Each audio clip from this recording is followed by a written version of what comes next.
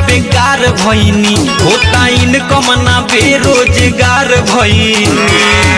अरे चुप ना ते काय बोलता रे पहले रनी स्टार अब बेकार भईनी होता इनकम ना बेरोजगार भईनी। अब तो रोई रोई गामा छा भीगावतानी रे भीगावतानी रे।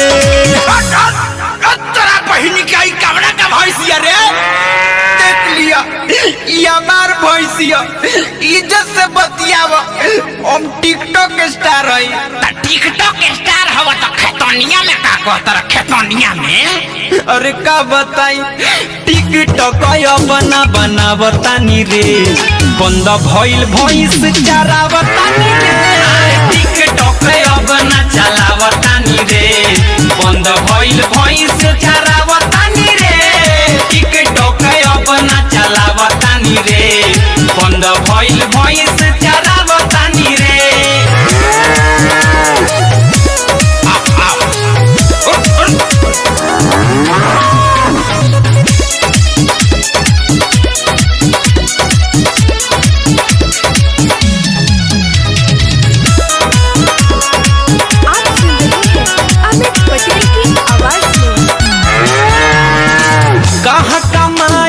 काथी रे खाएंगे बढ़ल बापर सनिया रे। लागता हमरो के बने के पड़ी दादा रे नाच के नचनिया रे। हाँ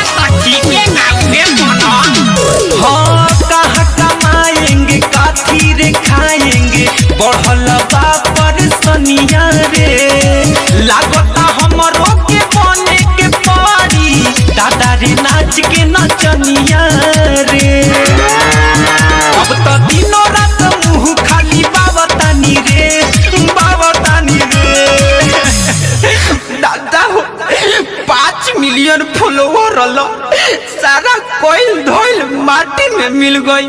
और टिकटॉक बना चलावतानी रे बंद भइल भैंस चरावतानी रे। टिकटॉक बना चलावतानी रे बंद भइल भैंस चरावतानी रे। टिकटॉक बना चलावतानी रे बंद भइल भैंस चरावतानी रे।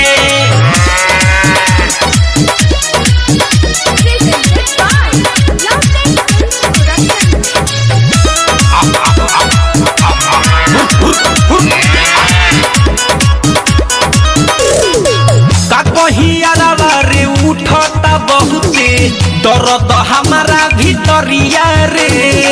लागता यो सही चरावे के परी जिंदगी भैंस बकरिया रे।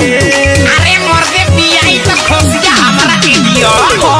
का कहियारा रे उठता बहुते दर्द हमारा भीतरिया रे। लागता यो सही चरावे के परी जिंदगी भैंस बकरिया रे। तो दुख दिल के ही अपना बतावतानी रे बतावतानी रे। अरे जाए तो ये बाबू चुप रह तारा खातिर मोदी जी से अबे कह के एगो नया ऐप बनवा देता नी। अरे टिकटॉक बना चलावतानी रे बंद भइल भैंस चरावतानी रे। टिकटॉक बना चलावतानी रे बंद भइल भैंस चरावतानी रे। टिकटॉक बना चलावतानी रे बंद भइल भैंस चरावतानी रे। पहले रनी स्टार अब बेकार भईनी होता इनकम ना बेरोजगार भईनी। अब तो रोई रोई गामा छा भीगावतानी रे भीगावतानी रे।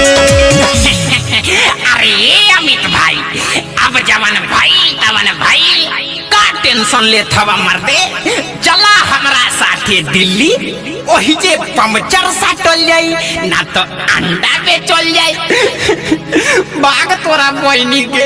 हर टिकटॉक बना बना बतानी रे बंद भइल भैंस चरावतानी रे।